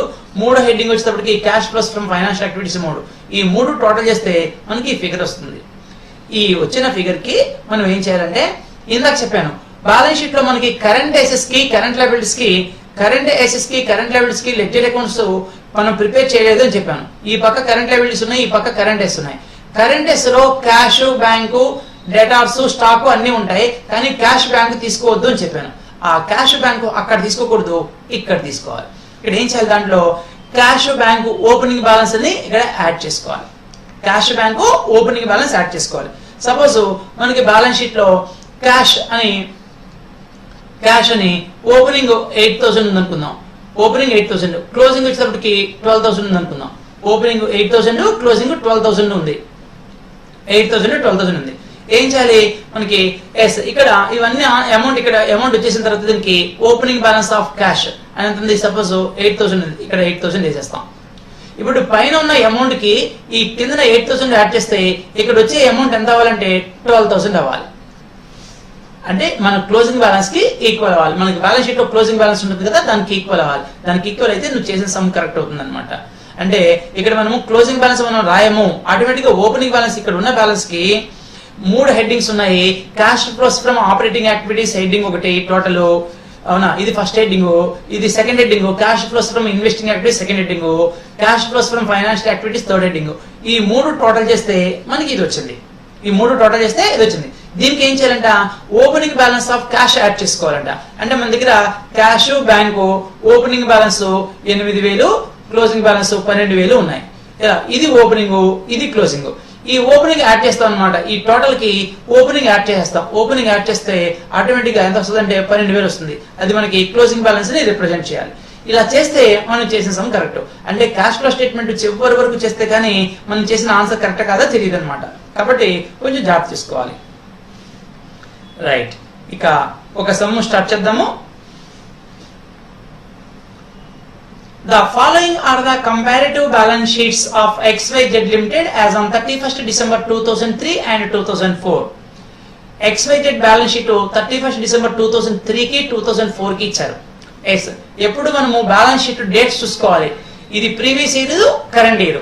ఒకసారి రివర్స్ ఇస్తారు, అంటే ఫస్ట్ 2004 ఇస్తారు, తర్వాత 2003 ఇస్తారు, తర్వాత 2003 ఇస్తారు. ఇలా ఇస్తే ఇది ఓపెనింగ్, ఇది క్లోజింగ్. కాబట్టి ఎప్పుడు previous year opening, current year closing అవ్వాలి. ఒకసారి రివర్స్ ఇస్తారు, గమనించుకోవాలి. రైట్, ఎప్పుడులాగానే మనం బ్యాలెన్స్ షీట్ అది ఫండ్స్ ఫ్లో స్టేట్మెంట్ చేసినా, క్యాష్ ఫ్లో స్టేట్మెంట్ చేసినా ఫస్ట్ మనం అబ్జర్వ్ చేస్తుంది ఏంటంటే కరెంట్ అసెట్స్, కరెంట్ లయబిలిటీస్. ఎందుకు కరెంట్ అసెట్స్, కరెంట్ లయబిలిటీస్ కి మనం లెడ్జర్ అకౌంట్ వేయకూడదు. ఈ వేటికి లెడ్జర్ అకౌంట్ వేయకూడదో మనం వాటిని ఐడెంటిఫై చేస్తే మిగిలిన వాటికి మనం లెడ్జర్ అకౌంట్స్ వేసేయచ్చు. అయితే కరెంట్ అసెట్స్ ని, కరెంట్ లయబిలిటీస్ ని డైరెక్ట్ గా ఐడెంటిఫై చేయొద్దు అని చెప్పాను. ఫస్ట్ లయబిలిటీస్ వైపు మనకి 3 పార్ట్లు ఉండాలి. Shareholders funds, long term liabilities, current liabilities. ముందు షేర్ హోల్డర్స్ ఫండ్స్ ఏమేమి ఉన్నాయో చూద్దాం. షేర్ హోల్డర్స్ ఫండ్స్ అంటే ఈక్విటీ క్యాపిటల్ ఉండాలి, ప్రిఫరెన్స్ క్యాపిటల్ ఉండాలి, general reserve, profit and loss account, share premium. ఈ 5లో 5 ఉండొచ్చు, లేదా కొన్నే ఉండొచ్చు. ఉన్నాయేమో చూద్దాం. Share capital 3 lakhs, 3,70,000. Profit and loss account 50,000, 52,800. 9% debentures 60,000, 30,000. Creditors. దీంట్లో ఏమున్నాయి మనకి? షేర్ క్యాపిటల్ అంటే ఈక్విటీ షేర్ క్యాపిటల్ ఉంది, 2 ప్రాఫిట్ అండ్ లాస్ అకౌంట్ ఉంది, 2 ఉన్నాయి. అంటే షేర్ హోల్డర్స్ ఫండ్స్ లో మొత్తం 5 ఉండాలి, కనీసంలో 5 ఉన్నాయి, 2 ఉన్నాయి. అంటే మనకి share capital, profit and loss account, ఈ 2 share capital, profit and loss account, ఈ 2 షేర్ హోల్డర్స్ ఫండ్స్ అయిపోయినాయి. రెండోది long term liabilities. Long term liabilities ఏముండాలి? Debentures, mortgage loans. ఇదిగో లోన్స్ అన్నా ఉండొచ్చు, మార్టగేజ్ అన్నా ఉన్నా సరే, లోన్స్ అన్నా ఉన్నా సరే అది లాంగ్ టర్మ్ లయబిలిటీ. కానీ ఇందులో ఏముంది? డిబెంచర్స్ ఒకటే ఉంది. ఈ డిబెంచర్స్ ఒకటి లాంగ్ టర్మ్ లయబిలిటీ. ఇంకేముంది మనకి? కరెంట్ లయబిలిటీ, క్రెడిటార్స్ ఒక్కటే కరెంట్ లయబిలిటీ. అంటే లయబిలిటీస్ వైపు క్రెడిటార్స్ ఒక్కటే కరెంట్ లయబిలిటీ, మిగిలినవన్నీ లెడ్జర్ అకౌంట్ తయారు చేయాలి. ఇప్పుడు లెడ్జర్ అకౌంట్ దేనికి తయారు చేయాలి? క్యాపిటల్ అకౌంట్ తయారు చేయాలి, ప్రాఫిట్ అండ్ లాస్ అకౌంట్ తయారు చేయాలి, డిబెంచర్స్ తయారు చేయాలి. కానీ మనం ఏమనుకున్నాము? ప్రాఫిట్ అండ్ లాస్ అకౌంట్ కి ఎప్పుడు లెడ్జర్ అకౌంట్ తయారు చేయకూడదు అనుకున్నాం. ఎందుకని దీంతో ఆపరేషన్ చేస్తాం, ఫండ్స్ ఫ్రమ్ ఆపరేషన్, ఇక్కడైతే క్యాష్ ఫ్రమ్ ఆపరేషన్ చేస్తాం. కాబట్టి మనము లెడ్జర్ అకౌంట్ దేనికి తయారు చేయాలంటే ఒకటి షేర్ క్యాపిటల్ అకౌంట్ కి తయారు చేసుకోవాలి, ఇంకోటి డిబెంచర్స్ కి తయారు చేయాలి. 2 లెడ్జర్ అకౌంట్ తయారు చేసుకోవాలి. అసెట్ సైడ్ చూద్దాం. అసెట్ సైడ్ ముందు ఫిక్స్డ్ ఉన్నాయేమో చూద్దాం. ఫిక్స్డ్ అంటే ఏముండాలి? Preliminary expenses, discount on issue of shares, discount on issue of debentures ఉన్నాయేమో చూడండి. Land, stock, good will, cash, bank, temporary investments, datas లేదు. ఏం లేదు? దీంట్లో ఫిక్స్డ్ అసెట్స్ లేవు. ఇంకేముండాలి? ఫిక్స్డ్ అసెట్స్ ఉండాలి, కరెంట్ అసెట్స్ ఉండాలి. ఫిక్స్డ్ అసెట్స్, ఇంకోటి కరెంట్ అసెట్స్ ఉండాలి. కరెంట్ అసెట్స్ ని డైరెక్ట్ గా అబ్జర్వ్ చేద్దాం. ముందు ఫిక్స్డ్ అసెట్స్ తీసేద్దాం. Land fixed asset, good will fixed asset. Next ఏముంది? ల్యాండ్, స్టాక్ కాదు, cash current asset. Temporary investments, only investments అని ఇచ్చుంటే అది ఫిక్స్డ్ అసెట్ అయ్యేది. కానీ టెంపరరీ ఇన్వెస్ట్మెంట్స్ అని కానీ, షార్ట్ టర్మ్ ఇన్వెస్ట్మెంట్స్ అని కానీ, మార్కెటబుల్ ఇన్వెస్ట్మెంట్స్ అని కానీ ఇస్తే అది కరెంట్ అసెట్ అయిపోతుంది అనుకున్నాం. కాబట్టి ఇది కరెంట్ అసెట్ అయిపోయింది. డేటాస్ కూడా కరెంట్ అసెట్. అంటే మనకి land fixed asset, good will fixed asset, ఈ 2 పోతే, ల్యాండ్ గుడ్ విల్ పోతే, ఫిక్స్డ్ అసెట్ పోతే మిగిలినన్ని కరెంట్ అసెట్. ఇప్పుడు లెడ్జర్ అకౌంట్స్ ఏం తయారు చేయాలి? ఇక్కడ షేర్ క్యాపిటల్ అకౌంట్, ఇక్కడ డిబెంచర్స్ అకౌంట్, ఇక్కడ land account, goodwill account, 4 ledger accounts prepare చేయాలి. లెడ్జర్ అకౌంట్స్ ప్రిపేర్ చేసే ముందు ఒకసారి అడ్జస్ట్మెంట్స్ ఏమన్నా చూద్దాం. Other particulars provided to you are dividends declared and paid during the year ₹17,500. Dividend pay ఇస్తారంట, ఎంత? 17,500. Next, land was revalued during the year at ₹1,50,000 and the profit on revaluation transferred to profit and loss account. Land ని revaluation చేస్తే, అవునా, 1,50,000 కి revaluation చేశారంట, వచ్చిన profit ని profit and loss account కి ట్రాన్స్ఫర్ చేశారంట. ఒకసారి ల్యాండ్ అకౌంట్ చూడండి. ల్యాండ్ అకౌంట్ చూస్తే ఓపెనింగ్ 1 lakh ఉంది, క్లోజింగ్ 1,50,000 ఉంది. 1 lakh కాస్త 1,50,000 అయింది. యాక్చువల్గా 50,000 పెరిగింది టు క్యాష్ అప్లికేషన్ అనుకోవాలి. కానీ వాడు ఏం చేశారంటే అది అప్లికేషన్ కాదు, 50,000 ని మనం రీవాల్యూ చేసాము. రీవాల్యూ చేస్తే ఆ 50,000 పెరిగింది, ఆ వచ్చిన ప్రాఫిట్ ని 1,50,000 ఏంటంటే 50,000 ప్రాఫిట్ వచ్చింది, ఆ ప్రాఫిట్ ని ప్రాఫిట్ అండ్ లాస్ అకౌంట్ కి ట్రాన్స్ఫర్ చేశాను అని చెప్పాడు. కాబట్టి ఇది పర్చేజ్ చేసిన ల్యాండ్ కాదు, వచ్చిన ప్రాఫిట్ అంట. Yes you are required to prepare cash flow statement for the year ended 31 December 2004. So 31 December 2004 కి cash flow statement ప్రిపేర్ చేయమన్నారు. ముందు మనం ఏం చేయాలి, 4 లెడ్జర్ అకౌంట్స్ ప్రిపేర్ చేయాలి. ఇదిగోండి ఫస్ట్ ఇది షేర్ క్యాపిటల్ అకౌంట్. మనకి షేర్ క్యాపిటల్ అకౌంట్ ప్రిపేర్ చేసేటప్పుడు ముందు మనం బ్యాలెన్స్ షీట్ చూసుకోవాలి ఒకసారి. ఇదిగోండి బ్యాలెన్స్ షీట్. ఇందులో షేర్ క్యాపిటల్ ఓపెనింగ్ 3,50,000, క్లోజింగ్ 3,70,000. 3,50,000 3,70,000 ఉంది. ఇదిగో 3,50,000 3,70,000. Opening 3,50,000, closing 3,70,000. 3,70,000 ఎక్కువ కాబట్టి టోటల్ 370 వేసాము. డిఫరెన్స్ ఎంత ఉంది, ఇంకా 20,000. చెప్పాను కదా లయబిలిటీస్ అకౌంట్ లో ఎప్పుడైనా 2 అయినా బై అయినా క్యాష్ రాయాలని చెప్పాను. ఇదిగో by cash. A ledger account లో అయినా బై క్యాష్ అని రాస్తే సోర్స్, 2 క్యాష్ వస్తే అప్లికేషన్. ఇది ఫండ్స్ లో కాదు కదా సోర్స్ అప్లికేషన్ అంటే, మనం అలవాటు పడిపోయాము ఈజీగా సోర్స్ కి అప్లికేషన్స్ కి అలవాటు పడిపోయాము. మన అవసరం కోసం రాసుకుంటున్నాం ఇది సోర్స్ అని చెప్పి. రైట్, దీంట్లో మిస్టేక్ ఏమి కాదు. రెండోది వచ్చేటప్పటికి debentures account. Debentures account. Debentures చూడండి ఒకసారి. డివెంచర్స్ 9% డివెంచర్స్ అకౌంట్ ఇది. That is 60,000 30,000. Opening 60, closing 70. Opening 60, closing 30 ఉంది. ఇదిగోండి debentures account by balance brought down to balance carried అని రాశాను. 60 టోటల్ 60. డిఫరెన్స్ ఎంత వచ్చింది, 30,000 వచ్చింది. 2 క్యాష్ అయిపోయింది. Next land account. Opening balance 1,00,000 ఉంది, క్లోజింగ్ బ్యాలెన్స్ 1,50,000 ఉంది. ల్యాండ్ అసెట్ కాబట్టి 2 బ్యాలెన్స్ బ్రాట్ డౌన్ తో స్టార్ట్ చేయాలి. 2 balance brought down by balance carried down. 1,50,000 రాసాం. యాక్చువల్ గా మనం దీన్ని 2 క్యాష్ అని రాయాలి. వాడు ఏం చెప్పకపోయి ఉంటే 2 క్యాష్ అప్లికేషన్ రాసేవాళ్ళని. కానీ వాడు ఏం చెప్పాడంటే ఇది ల్యాండ్ ని రీవాల్యుయేషన్ చేశాను, 1,50,000 గా రీవాల్యుయేషన్ చేశాను, అప్పుడు వచ్చిన ప్రాఫిట్ అండ్ లాస్ అకౌంట్ కి ట్రాన్స్ఫర్ చేశాను అన్నాడు. కాబట్టి ఈ 50,000 బ్యాలెన్స్ ఇక్కడ రాశాను. ఆ అమౌంట్ ని 2 క్యాష్ అని రాయకుండా ఏం రాశాను ఈరోజు, profit and loss account profit అని రాశాను. వాడే చెప్పాడు ఈ విషయం, వాడు చెప్పాడు కాబట్టి మనం 2 profit and loss account profit అని రాయగలిగాం. వాడు చెప్పకపోయి ఉంటే ఇక్కడ 2 క్యాష్ అని అప్లికేషన్ రాసేవాళ్ళే. రైట్. నెక్స్ట్ ఇక్కడ వచ్చేసరికి goodwill account. Goodwill opening balance 50,000, closing balance 25,000. Brought down, carry down. నేను 5 అకౌంట్లు చెప్పాను. Preliminary expenses, discount on issue of shares, అలాగే discount on issue of debentures, next goodwill, general reserve. ఈ 5 account లో ఎప్పుడు credit వైపు by profit and loss account రాయాలి అని చెప్పాను. గుడ్ విల్ ఒకటి, preliminary expense, discount on issue of shares, discount on issue of debentures, goodwill, general reserve. ఈ 5 ledger account లో ఎప్పుడు by profit and loss account ఉండాలి, by cash కాదు, by profit and loss account ఉండాలి. అందుకనే by profit and loss account రాసేసాను. Difference ఎంత వచ్చింది, 25,000 వచ్చింది. 25,000 రాసాం. రైట్. లెడ్జర్ అకౌంట్స్ అయిపోయినాయి. లెడ్జర్ అకౌంట్స్ అయిపోతే మనం ఏం చేయాలి, ఇంతకు ముందు అయితే మనము సపరేట్ గా అకౌంట్ వేసుకోవాల్సి వచ్చేది. ఏంటిది, ఇంకా 3 స్టెప్స్ వేసేవాళ్ళు. ఒకటి ఫండ్స్ ఫ్రమ్ ఆపరేషన్ అని, statement of change in working capital అని, next sources and application of funds అని 3 స్టేట్మెంట్స్ ఇంకా వర్కింగ్ అవసరమయ్యాయి. కానీ ఇప్పుడు ఈ 3 కలిపి ఒకేసారి చేస్తున్నాము. దాన్నే క్యాష్ ఫ్లో స్టేట్మెంట్ అన్నాం. ఇదిగోండి cash flow statement. Cash flow statement తయారు చేసుకోవాలంటే మనకి ఎప్పుడు చెప్పారు కదా, క్యాష్ ఫ్లో స్టేట్మెంట్ కావాలంటే 3 హెడ్డింగ్స్ ఉన్నాయి. ఫస్ట్ హెడ్డింగ్ ఏంటంటే cash flows from operating activities.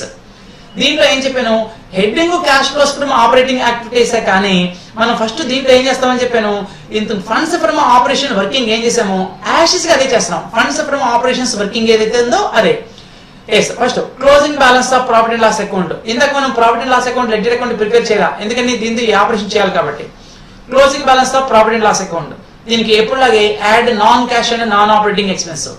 Non cash and non operating expense అంటే ఏం చెప్పుకున్నాము, మనం ప్రిపేర్ చేసిన లెడ్జర్ అకౌంట్ లో ఎక్కడైనా by profit and loss account 2 కాదు, by profit and loss account అని కానీ బై డిప్రిషియేషన్ అని కానీ కనిపిస్తే ఇది యాడ్ చేయాలి అనుకున్నాం.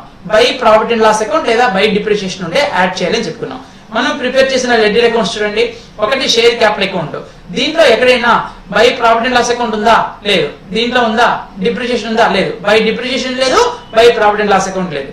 నెక్స్ట్ చూడండి ల్యాండ్ అకౌంట్. ల్యాండ్ అకౌంట్ లో by profit and loss account ఉందా? By profit and loss account ఉందా? లేదు. అవునా? 2 ఉంది. 2 కాదు, బై ఉంటేనే. ఇది ఇక్కడ గుడ్ విల్ అకౌంట్ లో ఉంది. గుడ్ విల్ అకౌంట్ లో by profit and loss account ఉంది. ఎంత?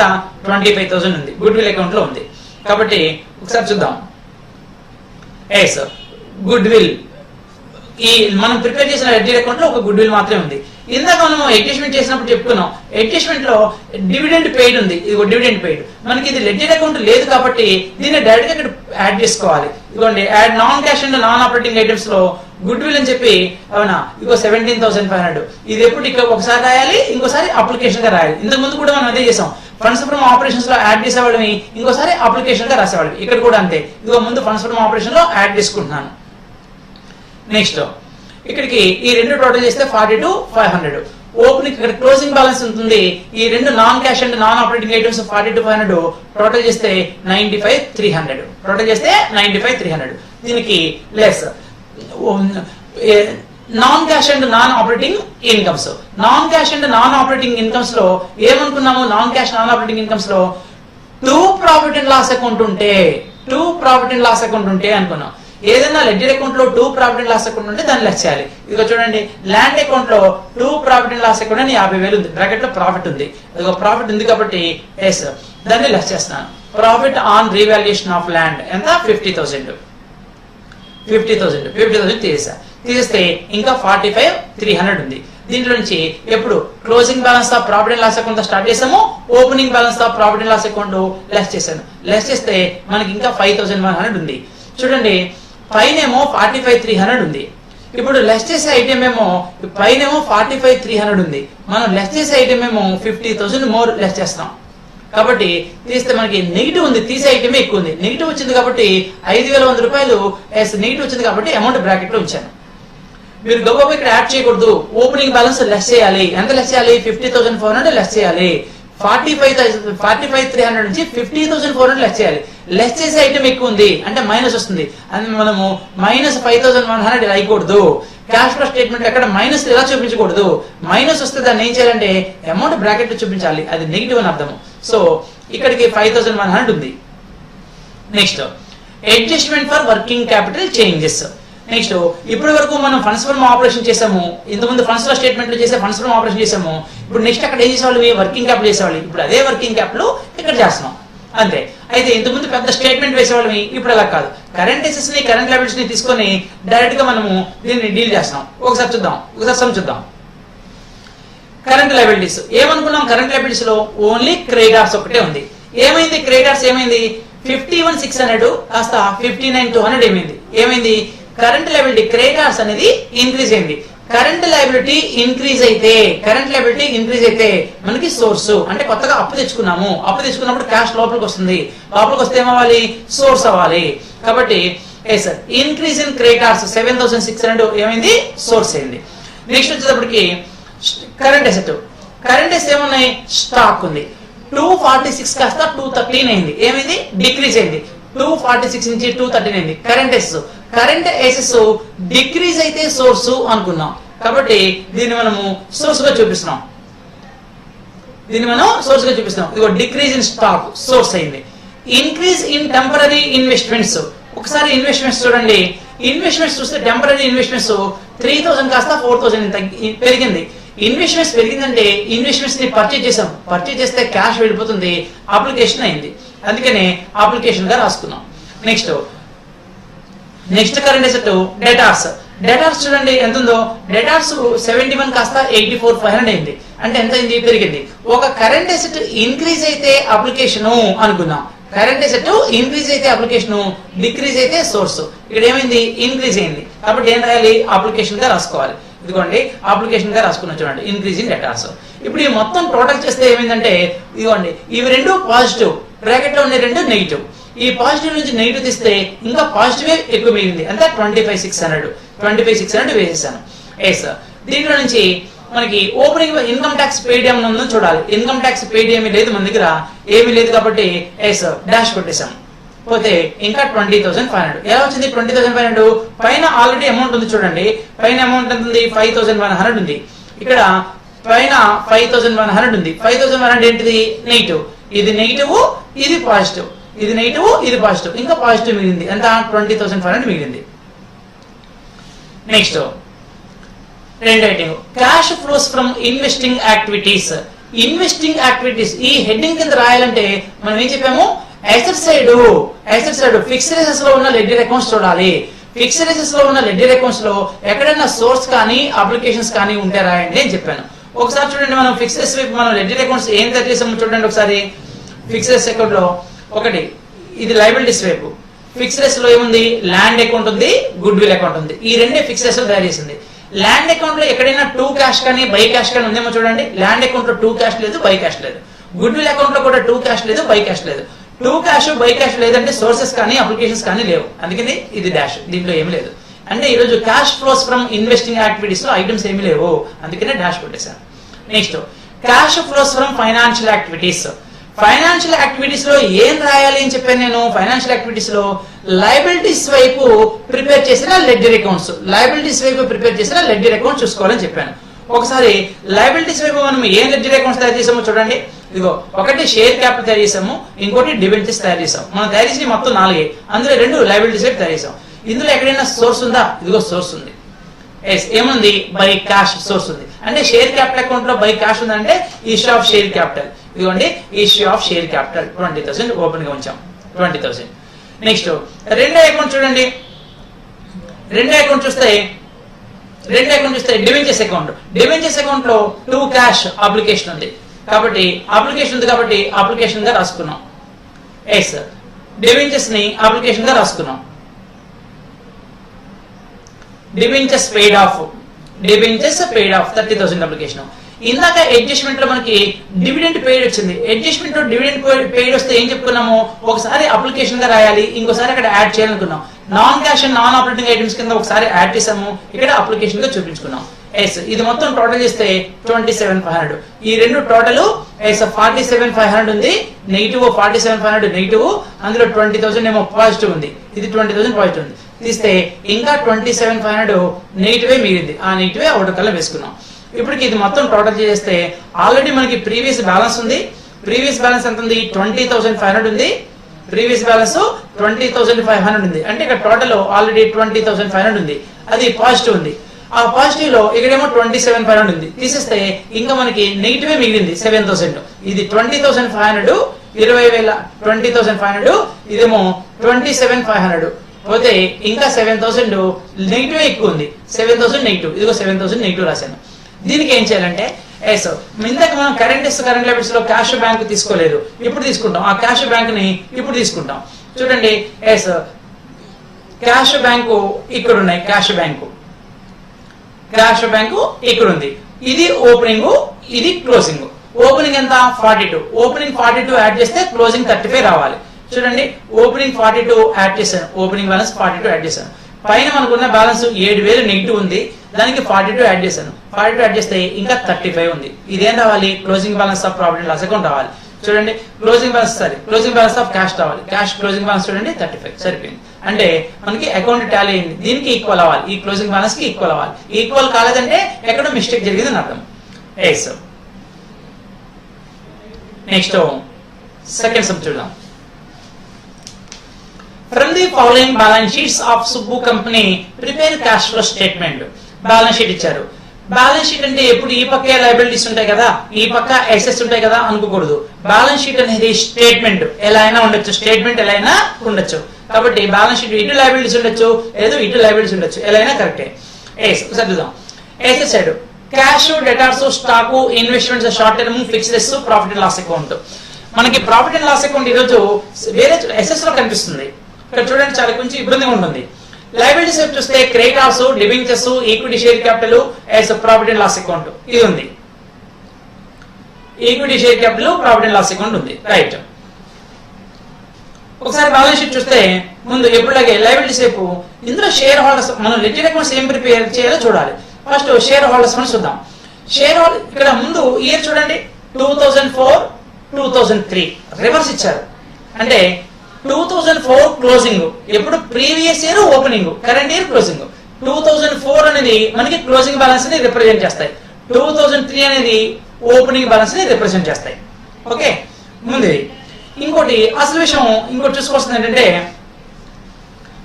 ఇక్కడ profit and loss account amount asset side ఉంది, profit and loss account amount liability side కూడా ఉంది. Profit and loss account asset side ఉంది, లయబిలిటీ సైడ్ ఉంది. ఏంటి meaning? Asset side liability side ఉంటే జనరల్ గా profit and loss account liability వైపు ఉంటుంది. మనం ఇంతవరకు చూసిన బ్యాలెన్స్ షీట్ చూడండి, అన్ని లయబిలిటీస్ వైపు ఉంది. లయబిలిటీస్ వైపు ఉంటే అది ప్రాఫిట్ అని అర్థం. ఎప్పుడు బ్యాలెన్స్ షీట్ మనం ఒక విషయం అని చెప్పుకున్నాం, లయబిలిటీస్ ఎప్పుడు క్రెడిట్ బ్యాలెన్స్ చూపిస్తాయి అనుకున్నాం. లయబిలిటీస్ ఎప్పుడు క్రెడిట్ బ్యాలెన్స్ చూపిస్తాయి. ప్రాఫిట్ అండ్ లాస్ అకౌంట్ ఎప్పుడు లయబిలిటీస్ వైపే ఉండాలి. ఎందుకని? అది ప్రాఫిట్ అయితే క్రెడిట్ బ్యాలెన్స్ చూపించాలి కాబట్టి. అంటే profit and loss account credit balance చూపిస్తే, profit and loss account credit balance చూపిస్తే అది ప్రాఫిట్ అని అర్థము. అదే profit and loss account debit balance చూపిస్తే అది లాస్ అని అర్థం. అది లాస్ అని అర్థం. అంటే profit and loss account credit వైపు ఉంటే అది ప్రాఫిట్ ని రిప్రజెంట్ చేస్తుంది. అదే profit and loss account debit balance చూపిస్తే అది లాస్ ని రిప్రజెంట్ చేస్తుంది. అంటే ఈరోజు ఒకసారి ఏమో అసెట్ సైడ్ ఉంది, అంటే డెబిట్ బ్యాలెన్స్ చూపిస్తుంది, అసెట్స్ అన్ని డెబిట్ బ్యాలెన్స్ చూపిస్తే అని అర్థం. ప్రాఫిట్ అండ్ లాస్ అకౌంట్ ఇక్కడేమో లయబిలిటీస్ వైపు ఉంది, అంటే క్రెడిట్ బ్యాలెన్స్ చూపిస్తుంది. ఇది క్రెడిట్ బ్యాలెన్స్ చూపిస్తుంది, ఇది డెబిట్ బ్యాలెన్స్ చూపిస్తుంది. అంటే ఒకటి లాస్, ఒకటి ప్రాఫిట్. మరి ఓపెనింగ్ లోనా క్లోజింగ్ లోనా అది చూడాలి. ఇక్కడ చూడండి, మనకి డెబిట్ వైపు ఉంది అంటే ఎస్ఎస్ వైపు ఉన్నది డెబిట్ బ్యాలెన్స్ చూపిస్తుంది అని అర్థం. ఎస్ఎస్ వైపు ఉంటే అది డెబిట్ బ్యాలెన్స్ అని అర్థం. డెబిట్ బ్యాలెన్స్ అయితే లాస్ అని అర్థం. లయబిలిటీస్ వైపు చూపిస్తే అది క్రెడిట్ బ్యాలెన్స్ అర్థం. క్రెడిట్ బ్యాలెన్స్ అయితే ప్రాఫిట్ అని అర్థం. మరి ఇక్కడ profit and loss account assets చూపించింది ఎప్పుడు? 2003లో. 2003 అంటే ఇప్పుడు ఓపెనింగ్. అంటే ఈరోజు ఓపెనింగ్ బ్యాలెన్స్ లాస్ ని రిప్రజెంట్ చేస్తుంది. ఎంత? 40,000. ప్రాఫిట్ అండ్ లాస్ అకౌంట్ 40,000 ఏంటిది? ఇది ఓపెనింగ్ బ్యాలెన్స్. 40,000 opening balance. ఇది లాస్ ని రిప్రజెంట్ చేస్తుంది.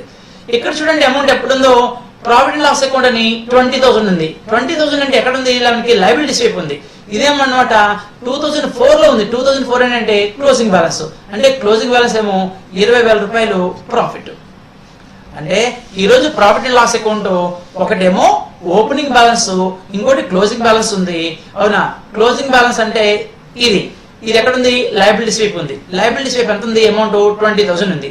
అవునా? క్లోజింగ్ బ్యాలెన్స్ 20,000 ఇది ప్రాఫిట్ ని రిప్రజెంట్ చేస్తుంది. ఇది ప్రాఫిట్. ఇదేమో 2003లో ఉంది. 2003 అంటే ఏంటి? ఓపెనింగ్. ఎక్కడుంది? అసెట్ సైడ్ ఉంది. అసెట్ సైడ్ ఉంటే ఏం రిప్రజెంట్ చేస్తుంది? లాస్ అని రిప్రజెంట్ చేస్తుంది. 40,000 లాస్ ని ఎప్పుడు విత్ ఇన్ బ్రాకెట్ లో చూపించాలి. ఇది లాస్ ని రిప్రజెంట్ చేస్తుంది. ఓకే. నెక్స్ట్ ఎప్పుడులాగే మనము ఏమేమి లెడ్జర్ అకౌంట్ ప్రిపేర్ చేసుకోవాలో చూద్దాం. ఒకటి క్రెడిటార్స్. షేర్ ముందు లయబిలిటీస్ అంటే మనకి షేర్ హోల్డర్స్ ఫండ్స్ చూడాలి. షేర్ హోల్డర్స్ ఫండ్స్ అంటే equity share capital, preference share capital లేదు, జనరల్ రిజర్వ్ లేదు, ప్రాఫిట్ అండ్ లాస్ అకౌంట్ ఉంది. ప్రాఫిట్ అండ్ లాస్ అకౌంట్ ఈ రెండు షేర్ హోల్డర్స్ ఫండ్స్. ఈ రెండే. లాంగ్ టర్మ్ లయబిలిటీస్ అంటే debentures, mortgage loans. Only debentures ఉంది. ఇది ఒకటే డిబెంచర్స్, ఒకటే షేర్ హోల్డర్స్ ఫండ్స్. డిబెంచర్స్ ఒకటే మనకి షేర్ ఉంది, లాంగ్ టర్మ్ లయబిలిటీస్. మిగిలింది కరెంట్ లయబిలిటీ. ఎంత ఉంది?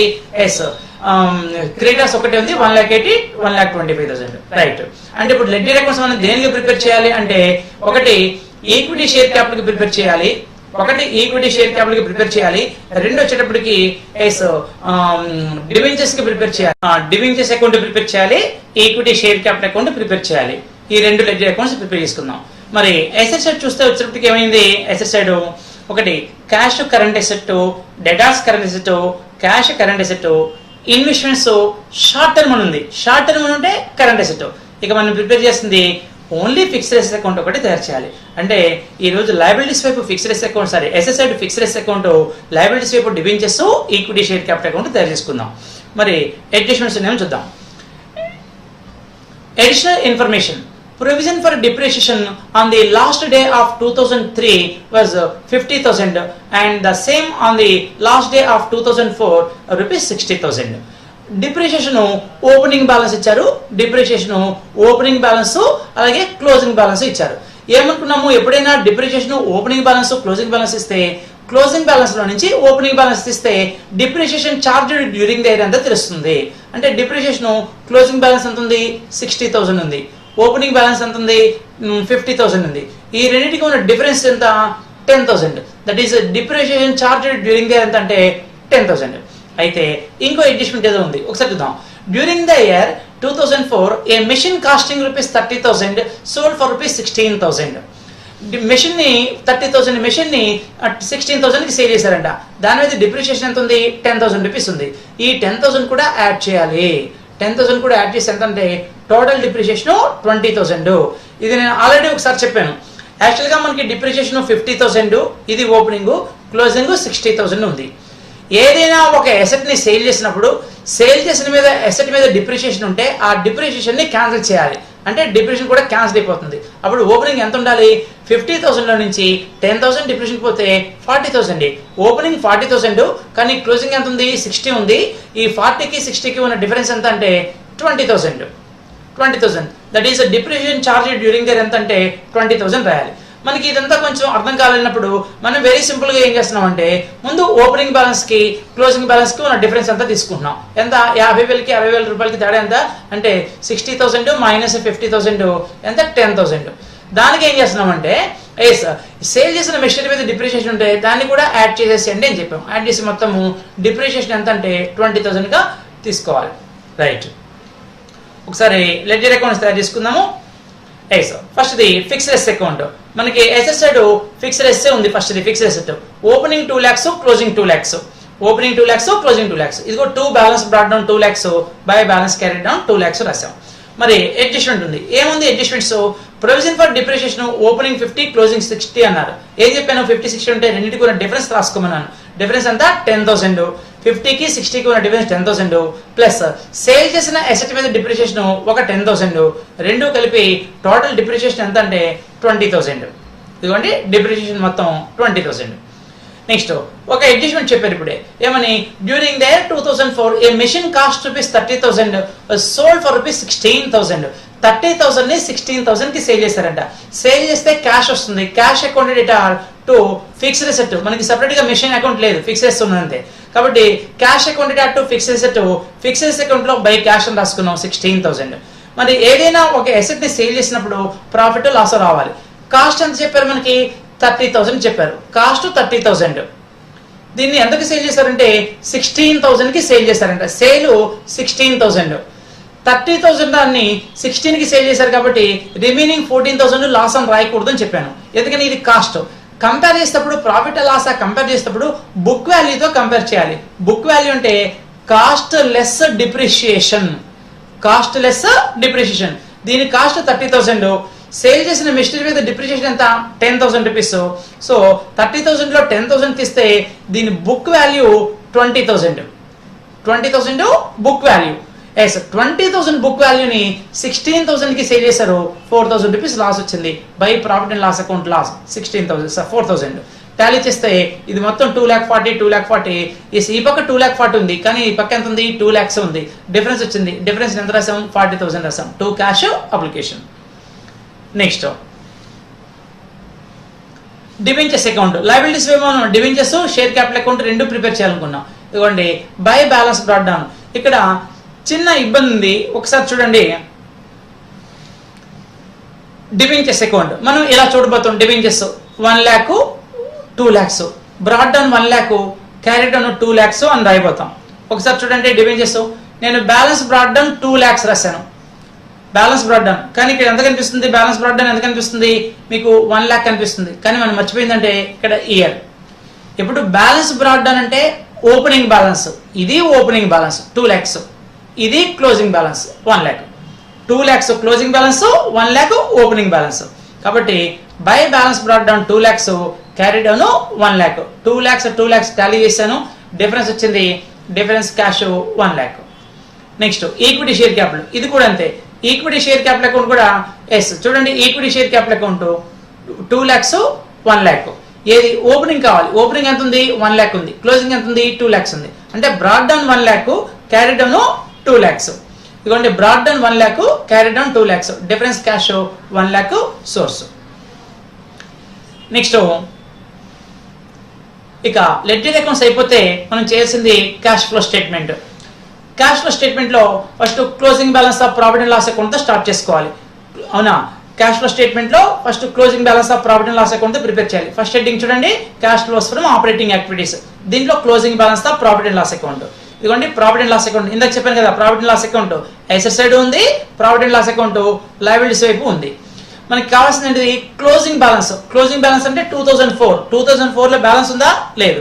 2004 లో బ్యాలెన్స్ ఉంది. ఎంత ఉంది? 20,000. అంటే closing balance 20,000. Closing balance 20,000.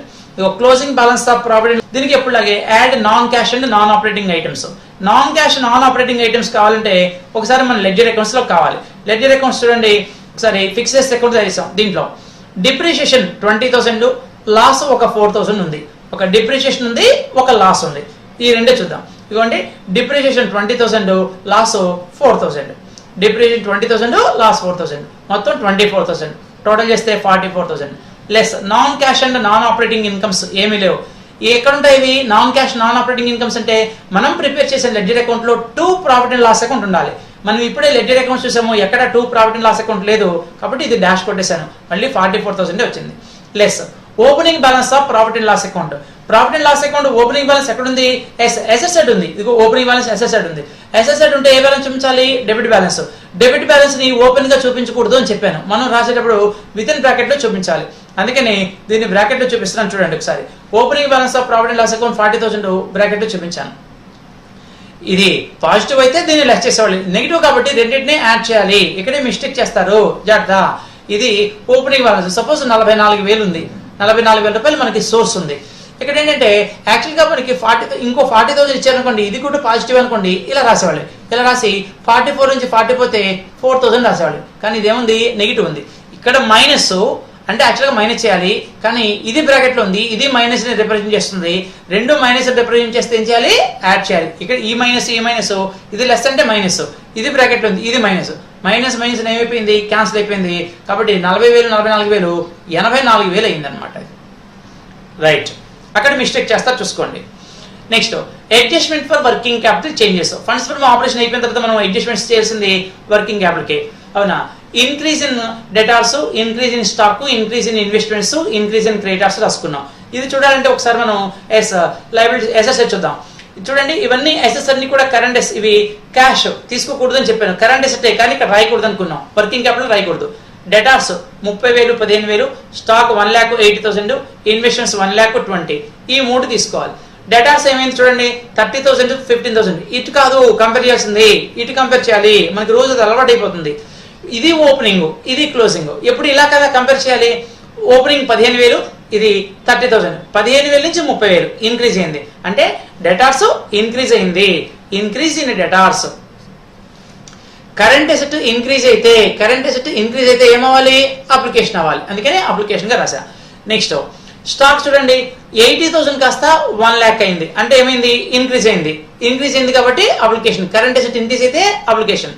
Next investments చూడండి, టెంపరీ ఇన్వెస్ట్మెంట్స్ 50 కాస్త 1,20,000 అయింది. 50 1,20,000 అయిందంటే 70,000 ఇంక్రీజ్ అయితే అప్లికేషన్. ఇదిగో అప్లికేషన్ లో రాసుకున్నా. నెక్స్ట్ లయబిలిటీస్ లో ఏమున్నాయి? మన కరెంట్ లయబిలిటీస్ ఓన్లీ క్రెడిటార్స్ ఉంది. ఇది కూడా అంతే, క్రెడిటార్స్ కూడా 1,25,000 కాస్త 180 అయింది. కరెంట్ లయబిలిటీ ఇంక్రీజ్ అయింది. కరెంట్ లయబిలిటీ ఇంక్రీజ్ అయితే సోర్స్ కాబట్టి కరెంట్ లయబిలిటీ ఎంత డిఫరెన్స్ అంటే 55,000 సోర్స్ గా చూపించుకున్నాం. 55,000 సోర్స్. ఈ మొత్తం టోటల్ చేస్తే ఎస్ ఇంకా మనకి అప్లికేషన్ మిగిలింది. ఎందుకని? అప్లికేషన్ మొత్తం 105 ఉంది, అప్లికేషన్స్ మొత్తం 105 ఉంది, సోర్సెస్ మాత్రం 55 ఉంది. ఇంకా అప్లికేషన్ 50,000 నెగిటివ్ వచ్చింది. ఇదిగో 50,000 నెగిటివ్ రాసా. Income tax paid. మనం ప్రొవిజన్ ఫర్ ట్యాక్స్ అకౌంట్ లేదు కాబట్టి ఇన్కమ్ ట్యాక్స్ అమౌంట్ లేదు.